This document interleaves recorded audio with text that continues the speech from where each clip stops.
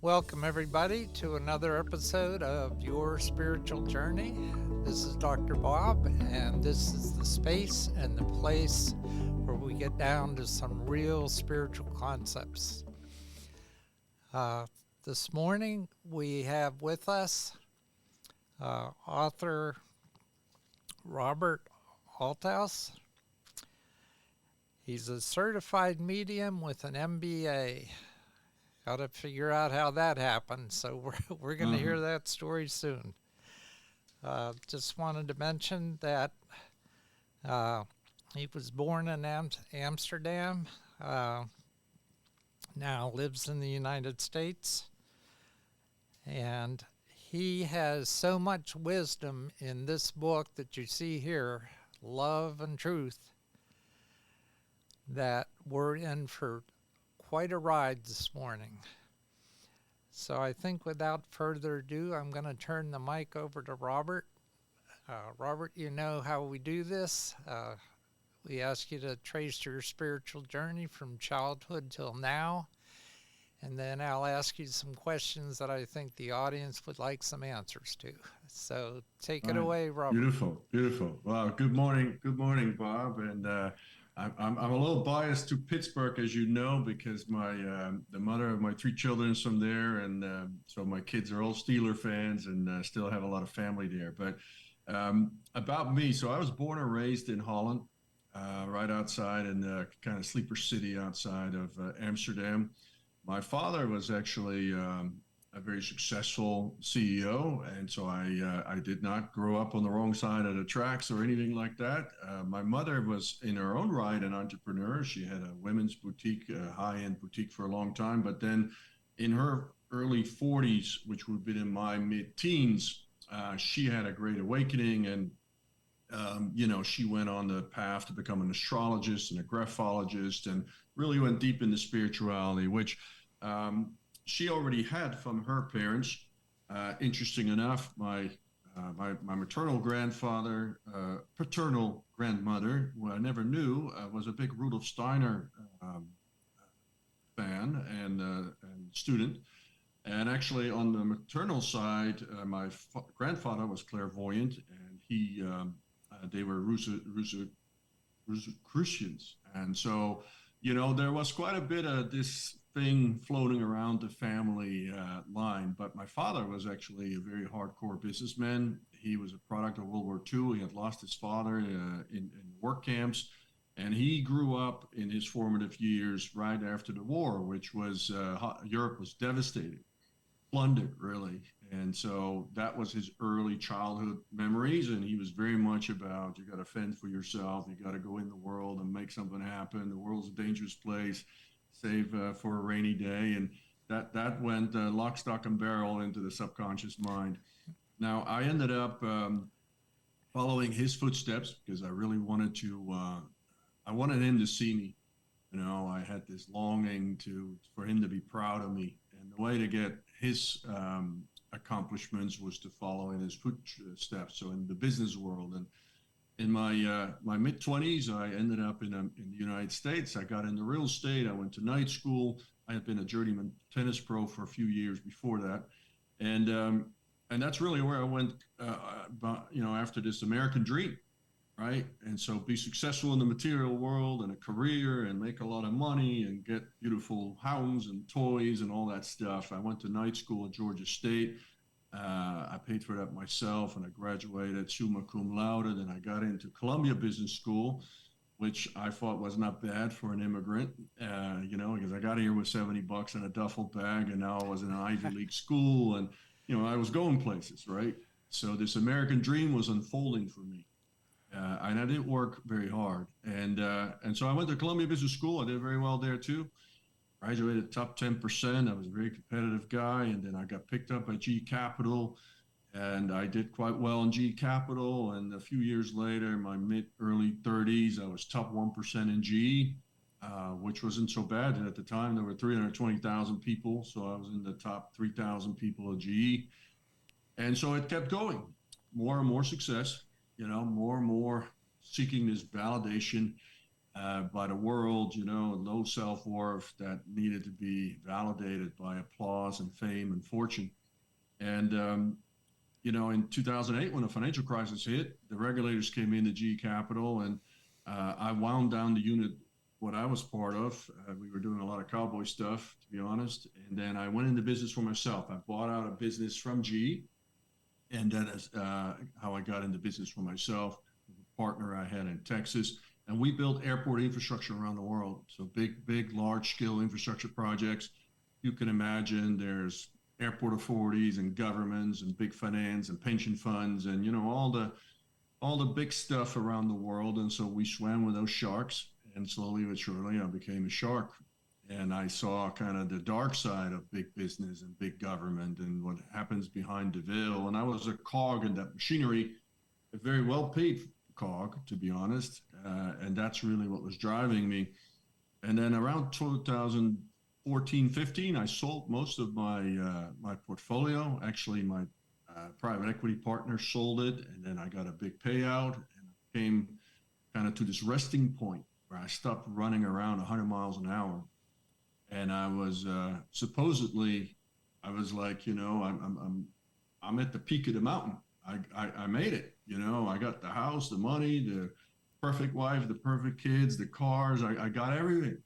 Everything I set out to get in the outer world, I achieved, and everybody was applauding me. You're such a success. You're such a great guy, and I was completely empty on the inside. I was void.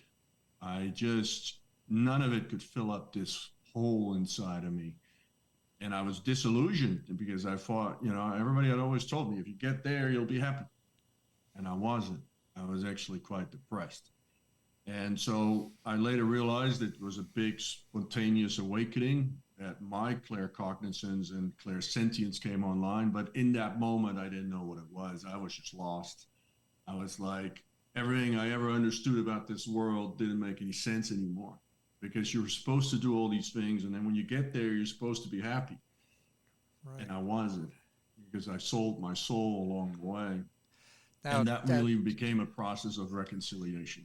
Let me interrupt you just for a second. Yeah.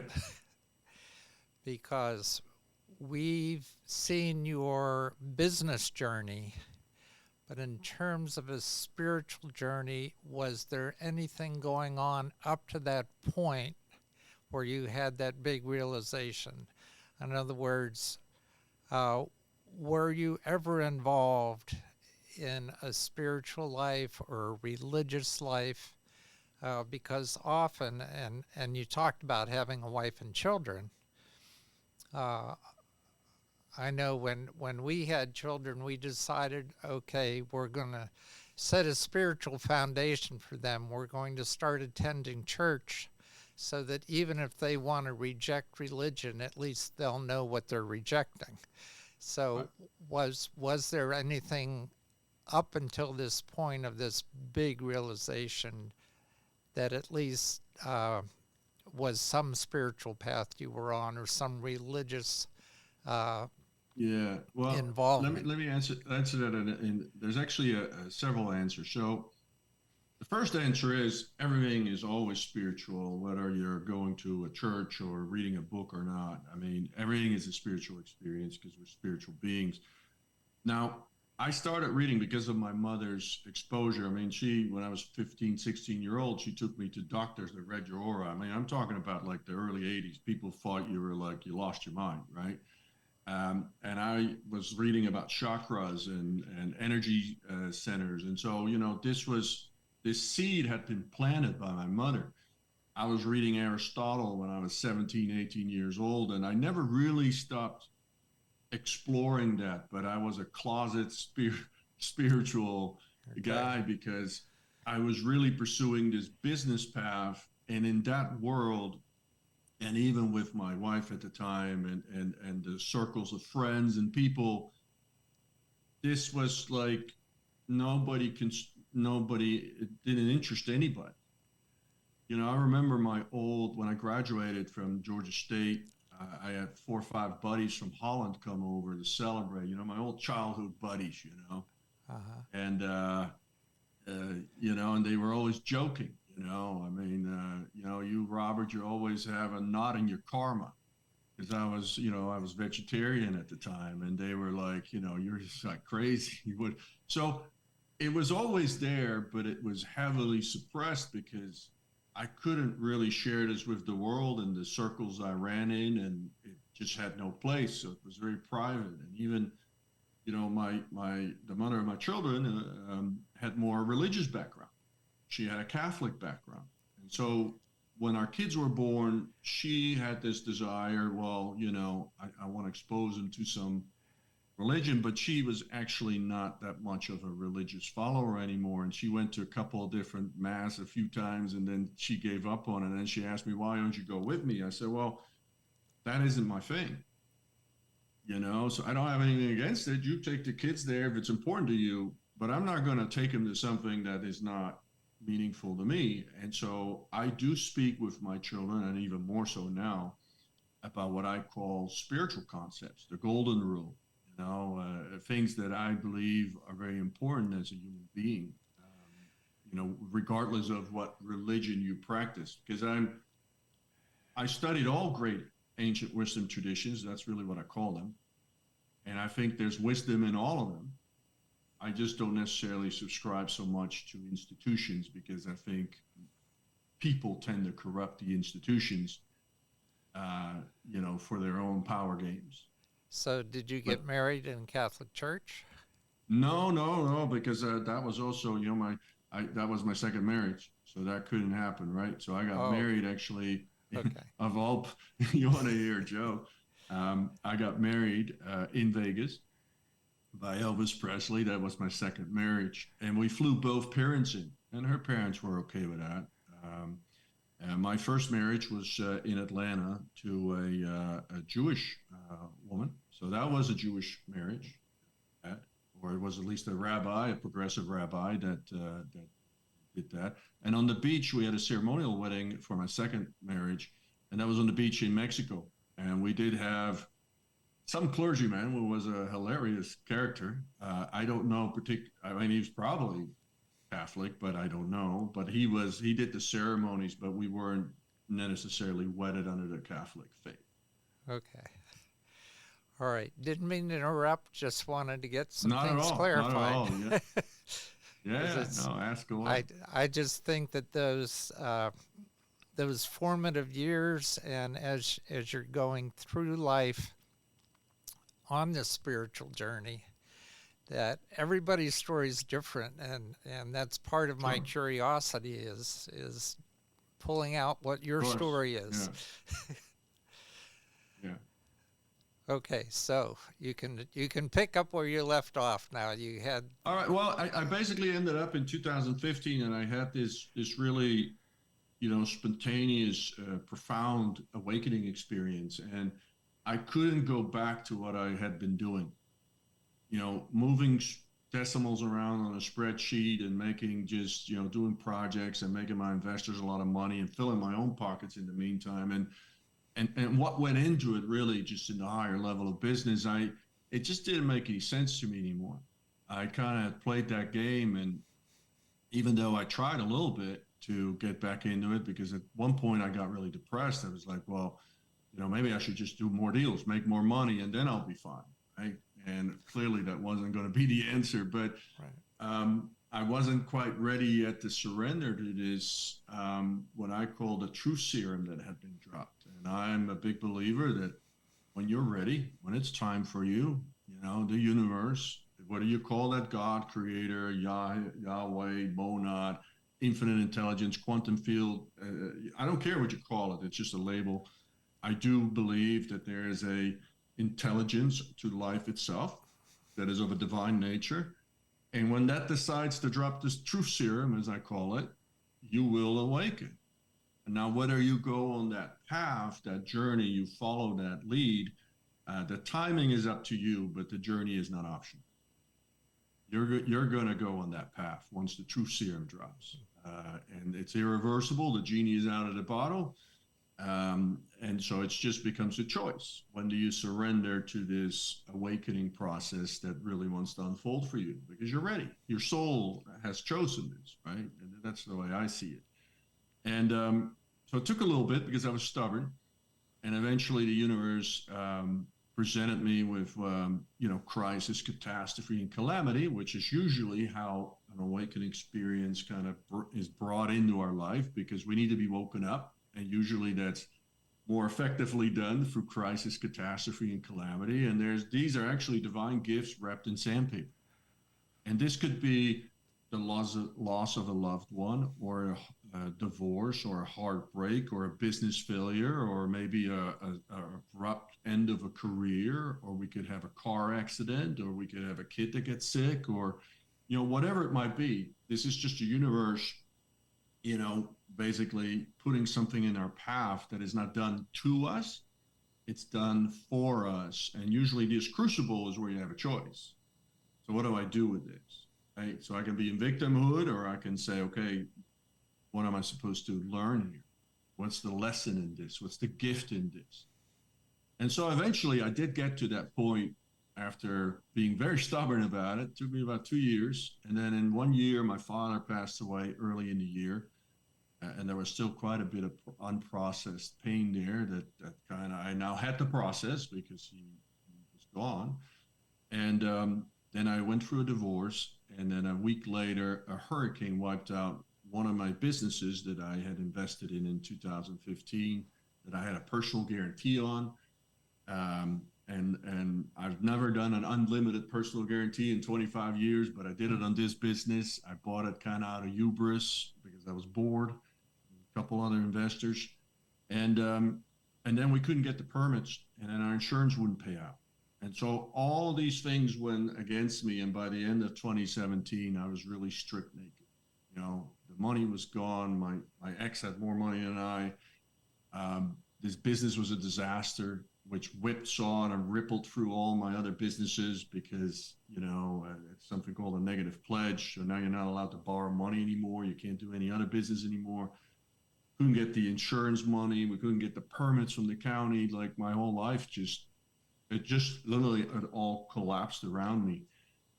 And now I was just stripped naked by the universe for good reason, because I needed to learn some lessons. And this was really where I think the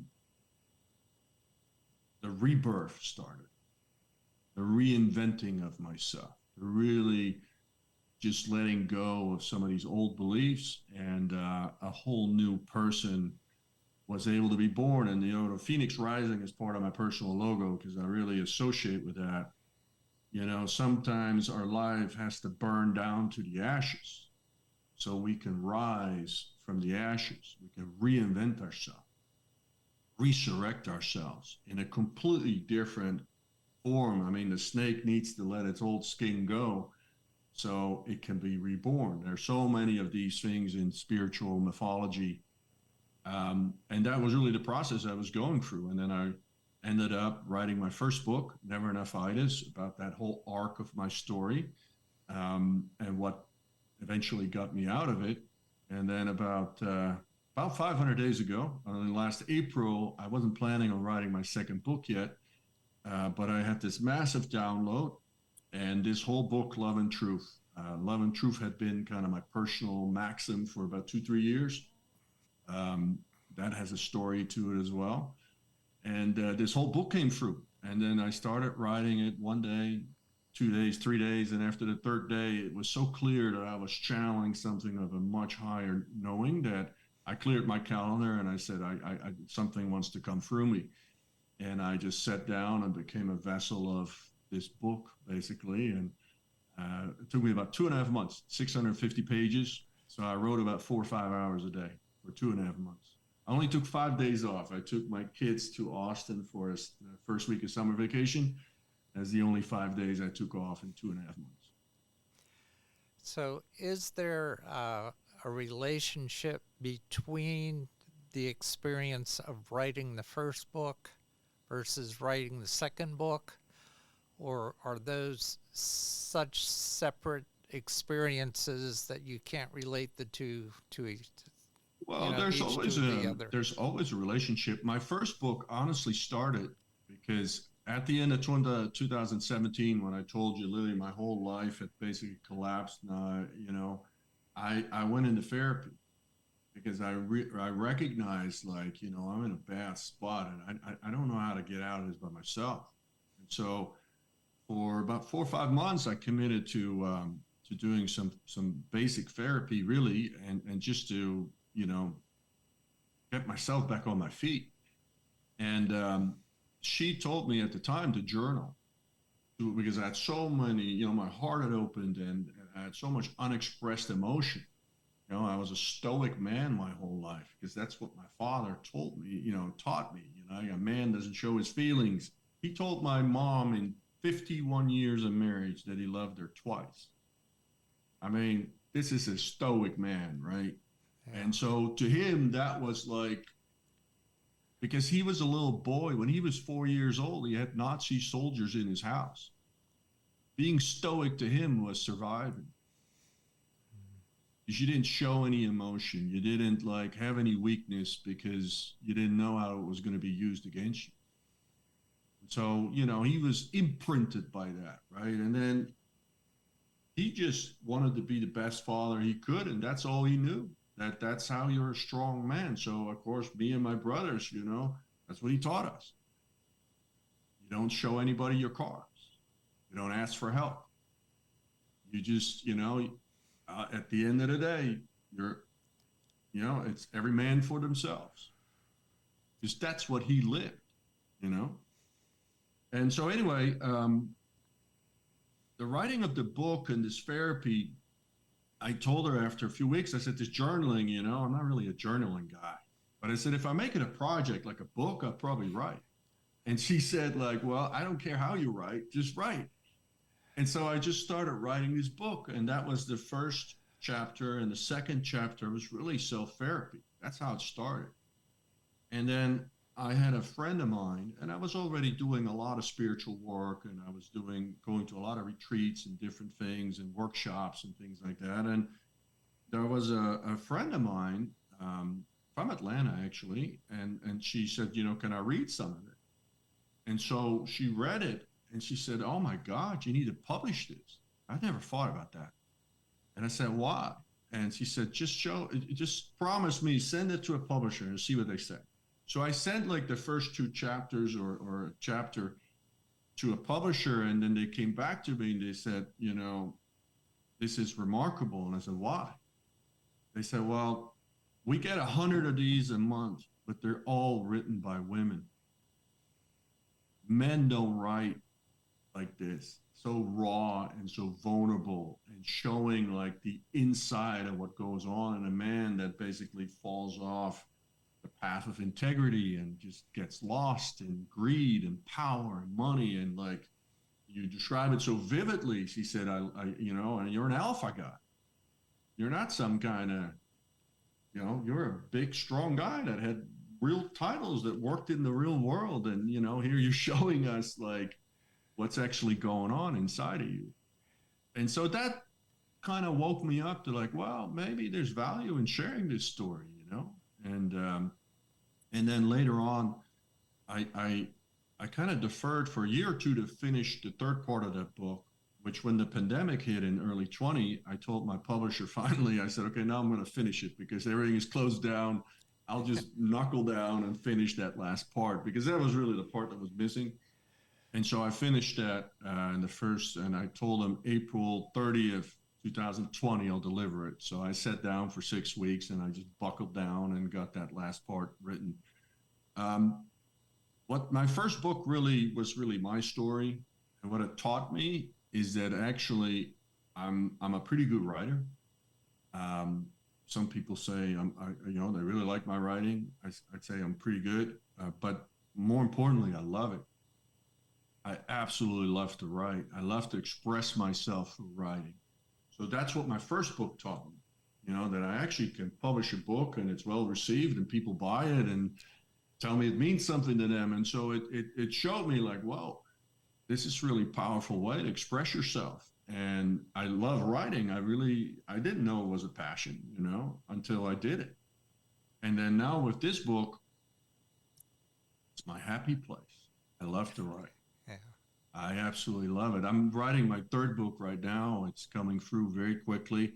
The difference with this Love and Truth and even the third book is I'm channeling them more. But my channeling is not going into a trance. So there's kind of different types of channeling. I don't go in a trance at all. So this is really embodied knowledge, but I do connect with a higher source of knowing, and I know what cluster consciousness it is, but it's not that relevant because one of the things I teach is that, I'm nothing special. We're all just tuning forks, right? And so when your vibration of your thread of consciousness that runs through your Atman, if that's in a certain vibration, you will connect with that same vibration in the universe, whether that's abundance, love, happiness, joy, whatever it is. Also, when you have that vibration and it matches a cluster of consciousness with an intelligence of some sort, right, which is all what channeling is, then you get access to that intelligence. And that intelligence can then be channeled through you. So when you have a Paul Zelig or many of these great channelers, well, they go in a trance, which basically means they are basically putting their ego to the background, and they just become a vessel for this consciousness to come through them. But Right. they don't remember consciously what's coming through them. They would have to re-listen to the tapes to actually see what they were saying, right? Right. So that's one way of channeling. That's not the way I channel because this is embodied. Another way to say it is like I am of that consciousness.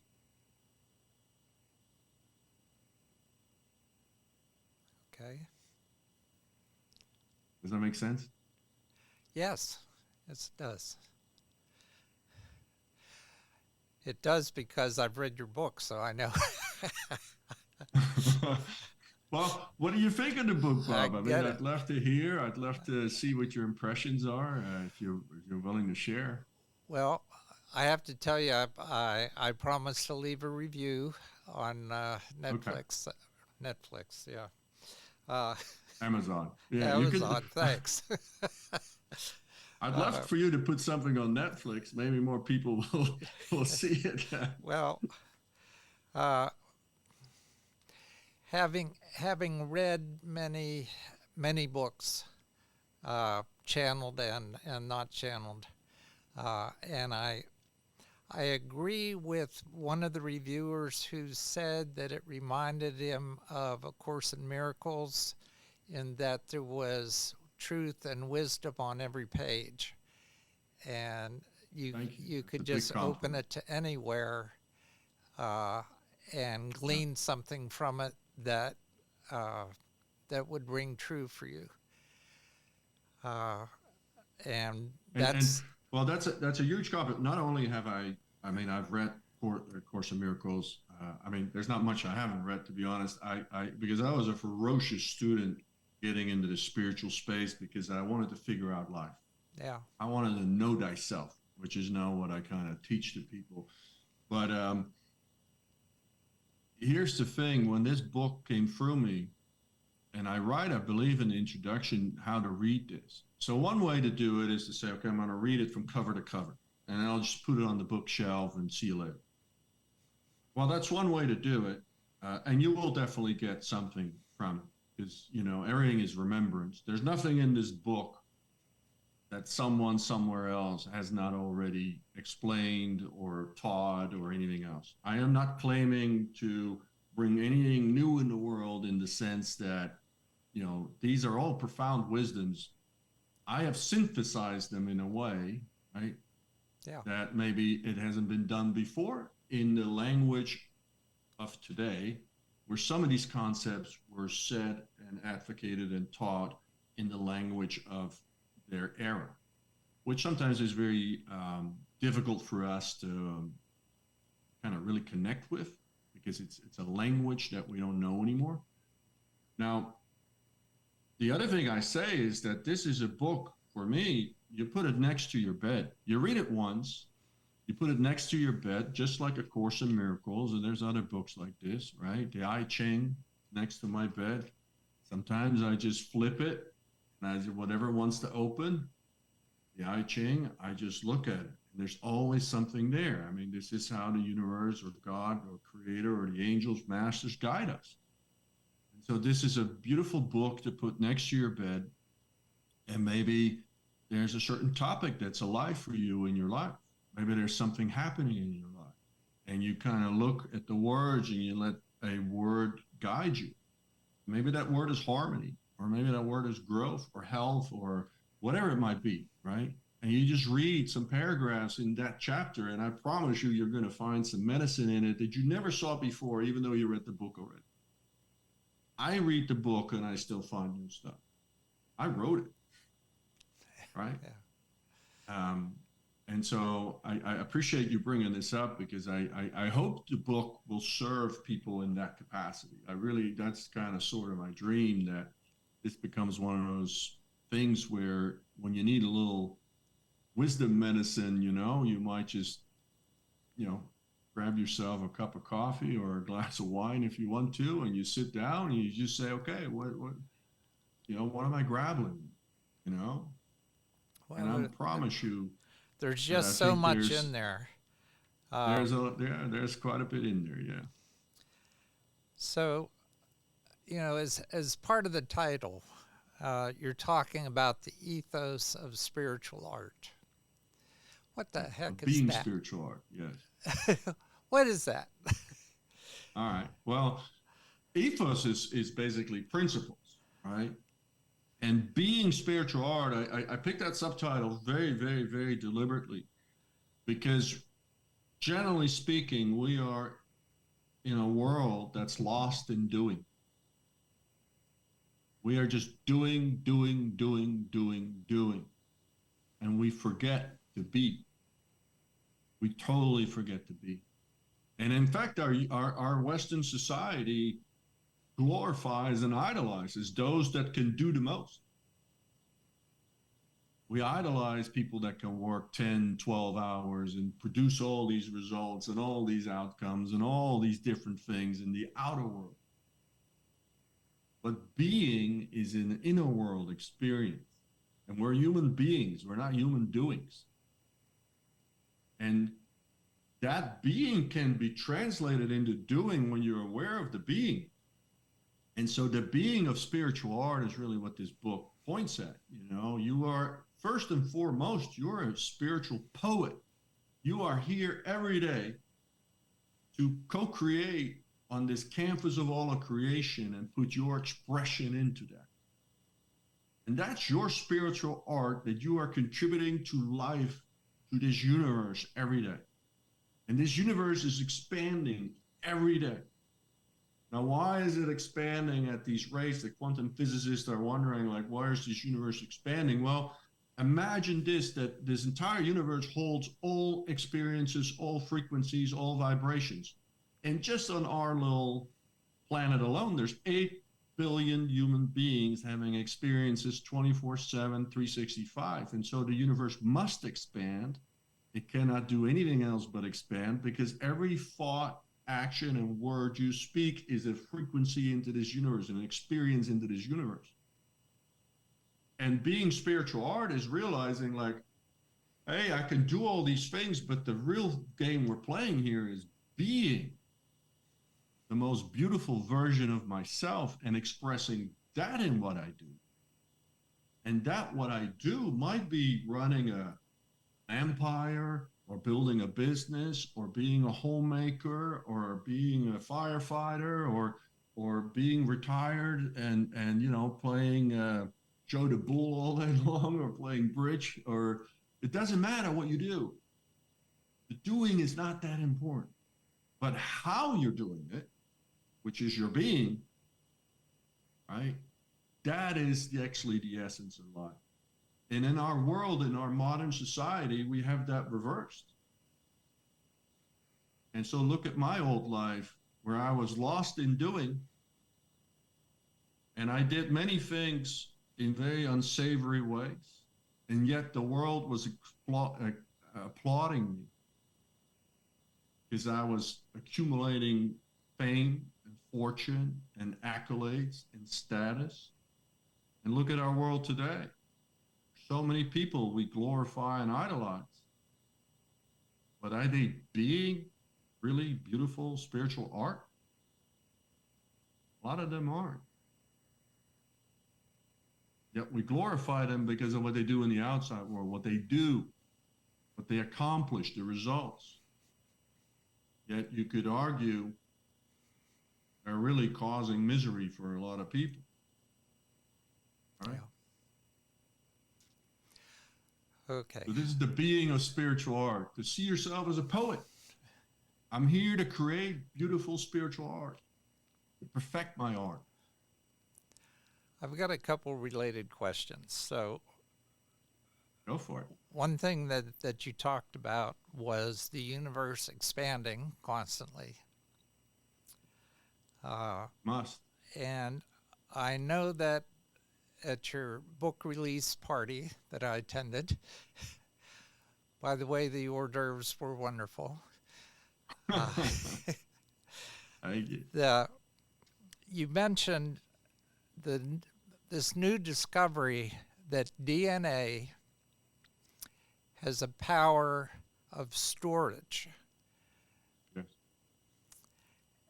And so you want to explain that? You related that storage to the universe and what it stores. So I'd like you to talk about that a little bit.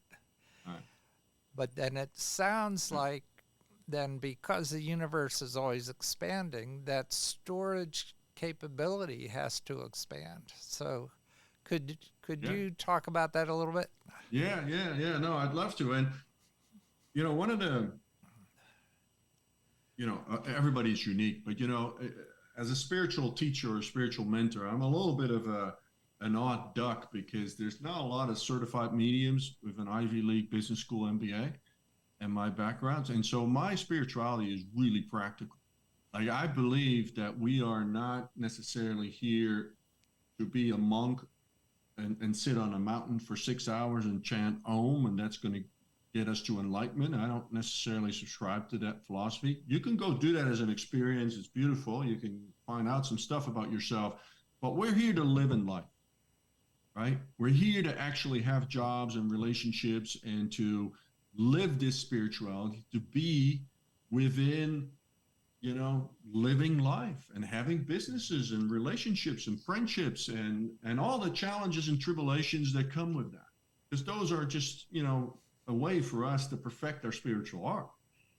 Now, the DNA is a really, so I look at science a lot. Like, how can I relate my spiritual concepts to science? And I talk a lot about this in my book because I relate it for those that are interested in that. Like, so many spiritual concepts that have been 10,000 years old, we now know from quantum physicists that this is actually how it works. It was just a mystic talking about it 10,000 years ago, and now you can have Niels Bohr, David Bohm or Einstein or Niels Bohr talk about it. So if you find that's more believable than the mystic, then, here you go. So DNA, there's a lot of things we discovered about DNA. It's very recently in actually, because DNA has really been starting to be understood maybe in the last 30 years. Which from an evolutionary perspective is very short, right? And part of it is because we kind of figured out the sequence of DNA, and then it became a lot more clear, like, what is actually this DNA. Now, one of the things they did in the last 5-10 years, I believe, they started experimenting, and then they figured out they can actually download a book onto DNA and they can offload it. So it's got a storage capacity, which is something that was unknown before. And then these scientists, I think they were in Denmark, but I might be mistaken. You can Google this. It's definitely findable. And then these scientists figured out, well, how many books can we store on this DNA? And so they started testing, like, how many volumes of books. And, they were just mesmerized by the amount of storage volume on this DNA. And then they extrapolated to the average DNA in a human body, and they figured out there's about 13.8 billion years of storage capacity within DNA. And then they were like, wow, that's the entire history of the universe.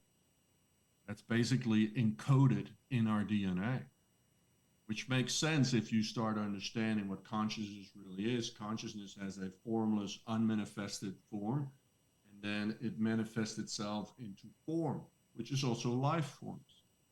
And so we're all of the same universe expressing itself through everything you see.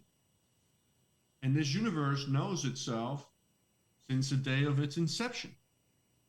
And the way it stores this in you and me is it has basically within the DNA encoded the entire history of the universe, which makes sense if you start thinking like, well, I'm actually the universe in an individuated form. Now, what does it tell you? So I call it universe now, but let's go to where I really would love for everybody to go, because it changes your fundamental view on the world. Well, if this universe, we could call that God or creator or great spirit, as the indigenous cultures say, or we can call Brahman, like in Vedic traditions. Now, once you go there, then we're talking about divinity. And this means that if we are all an expression of this divinity, then we must be of a divine nature. Now, if everybody is of a divine nature, that means everything is sacred, down to the smallest kernel of sand, the mosquito, every human being, every star, every planet, everything in this universe. If it's of a divine nature, if we can conclude that, then everything is sacred. Now, how are we treating each other? How are we treating this earth? Crying out loud as humanity, we're shooting Teslas into space. We're polluting space already. Right? We're talking about occupying Mars.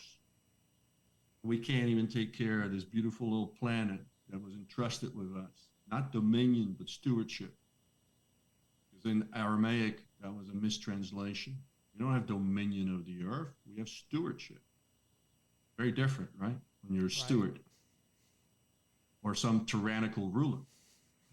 And so once you start looking at this, and then DNA actually evolves. That's called epigenetics.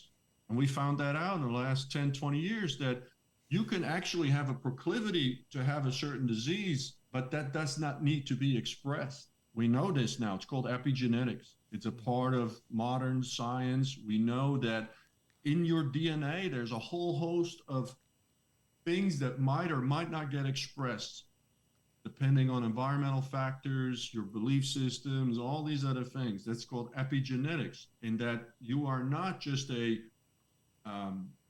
fixed expression of the DNA that you have. Certain DNA things switch on or off, depending on your beliefs, depending on your environment, depending on how you take care of yourself, all these different things. And your intention. And your intention, all of that. And so now we know that we can actually, with a great deal of autonomy and sovereignty, if we become conscious of all these things, we can actually control our own epigenetics, what will get expressed in our body. And we have many ways where Western medical science cannot explain miraculous healings. But they occur anyway, and so we know they are possible, right? Because if it's possible for one person, it's possible for anybody. That's science. Right. I'm not like, this is science, right? Just because we can't explain it doesn't mean it's just a fluke. And so we know that there are many cases of people with stage 4 cancer or with chronic diseases that were written off, and somehow from the brink of death, they resurrect, which means that their DNA expression changed, their epigenetics changed. And we're learning more and more about how that happens. And so, you know, this whole DNA subject is fascinating, because what it points towards is that we actually are very, very powerful creators of our own reality. Yeah. Even our physical reality.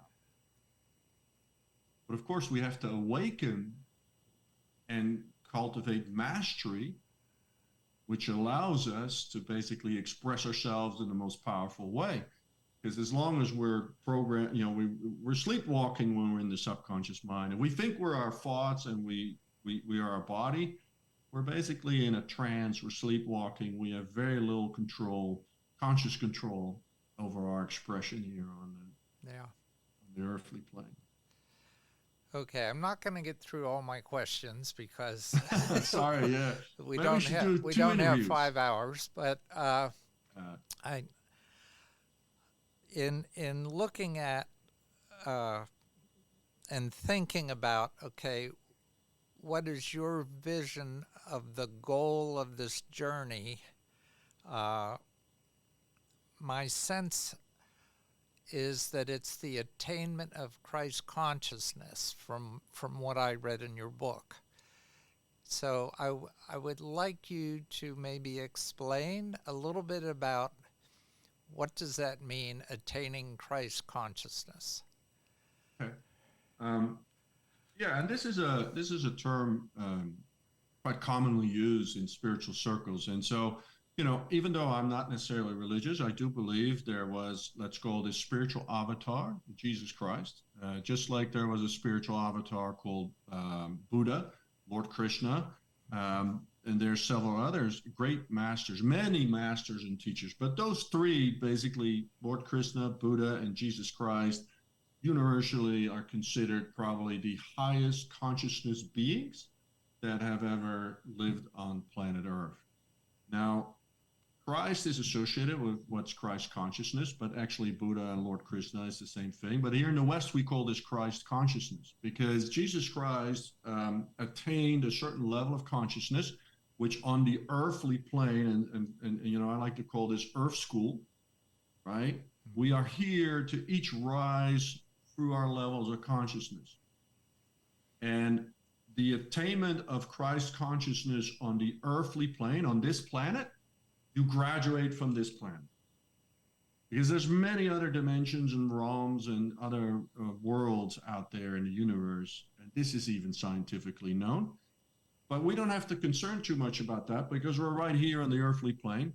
And so right now, the goal here is, okay, Christ consciousness. Now, what is Christ consciousness? It's a very elevated consciousness that is rooted in a deep, deep connection, which in Eastern philosophies they call samadhi, or complete merging with source consciousness, which is of a vibration of love.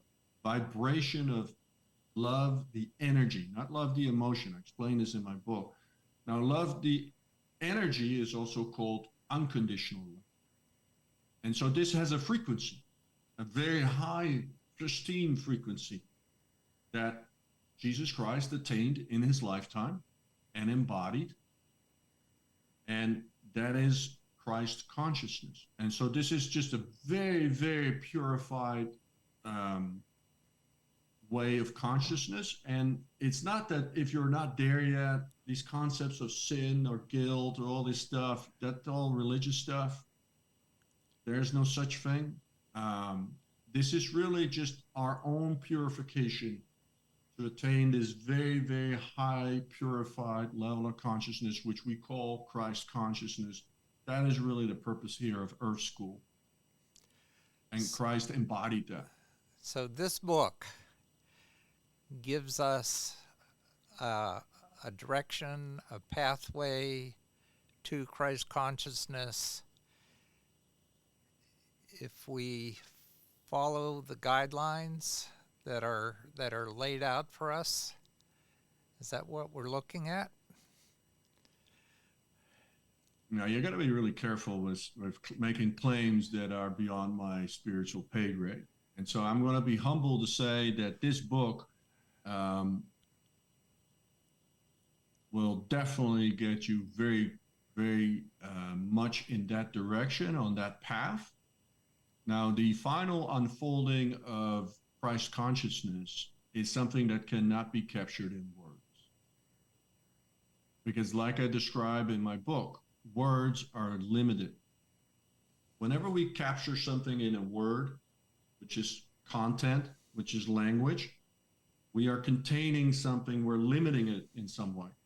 And when you think about God, creator, spirit, whenever you try to capture that in words, right, you're limiting it in a way because it's infinite. It cannot be completely captured in words. And I described that the first quote that I use is one of my favorite ones. Um, and it goes, a Tao that may be spoken is not the enduring Tao. Now, this is from the Tao Te Ching, the opening sentence. Whenever we talk about God, Creator, Great Spirit, Yahweh, Brahman, it's like pointing at the moon. Now, don't confuse your finger for the moon. We're pointing at something. So this book will get you on that direction to the moon. But to claim any book will be the moon, no book will ever be the moon. No book will ever get you into Christ consciousness. You have to go in that direction on your path. And you have to go on this path of purification inside of you, perfecting your spiritual art, and go on this journey. Now, this book will give you the tools on what direction to go. Okay. And how we make our art more beautiful, more profound, more poetic. All right. At this point in the conversation, and I hate to have to cut us off, but we only have so much time. I get it. I'm going to ask you to leave the audience with words of wisdom that you would like them to get from your experience and what you've written.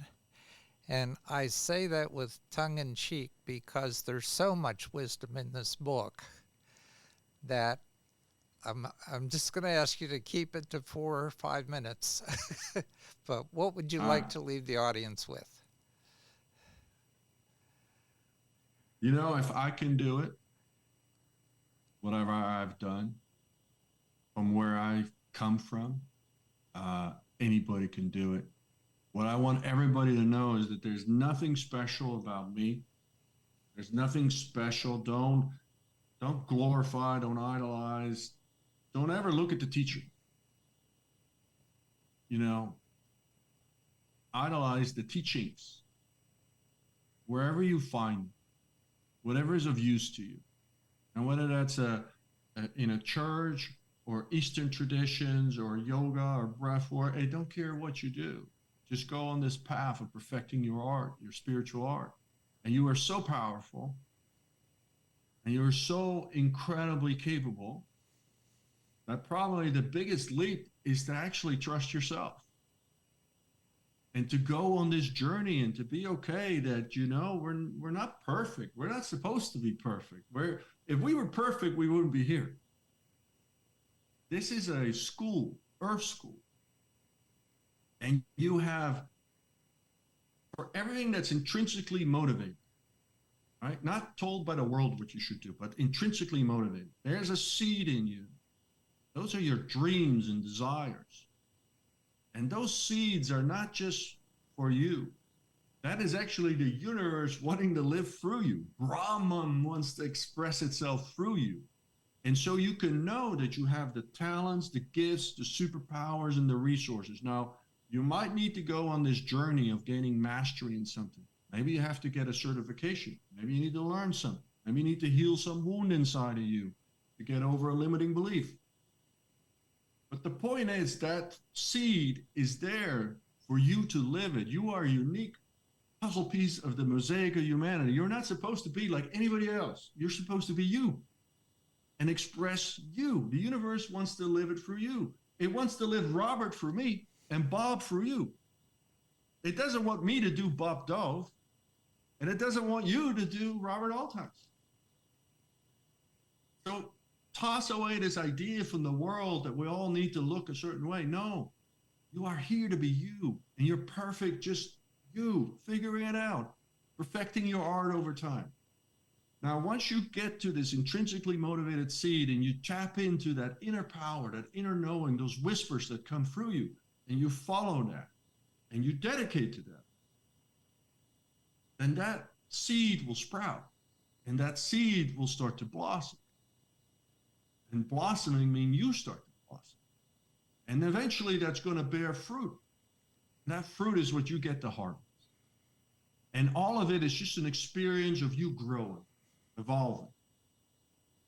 And you are infinitely capable of doing it. The only thing holding you back is any sort of belief that you're supposed to be something different than just exactly who you are, what you are. So if I can leave anybody with any, you are so magnificent. You are so beautiful. You're so powerful. You have no idea.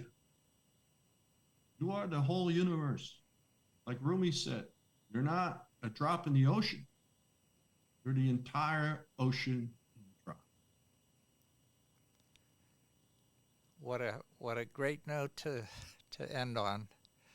So audience, as always, take what resonates with you, put the rest on a shelf, because when you're ready for it, you can pull it back down off the shelf. Until next time, this has been your spiritual journey.